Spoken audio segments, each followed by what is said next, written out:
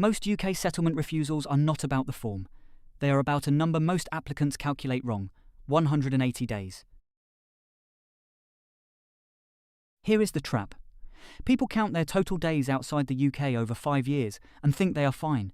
But the Home Office does not check it that way. They check every rolling 12-month window in your qualifying period.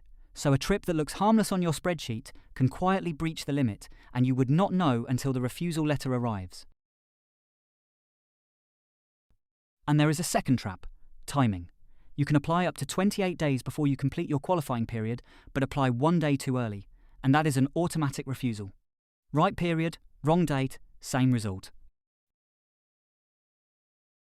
So we built a free tool that checks both.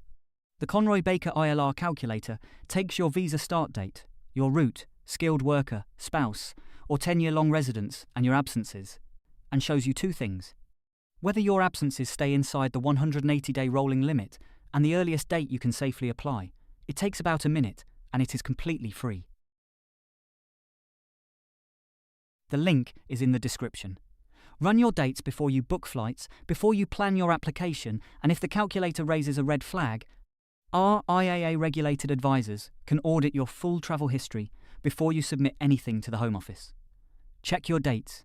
It is the cheapest insurance your application will ever get. Thank you for watching. Do not forget to like, share, and subscribe for more videos.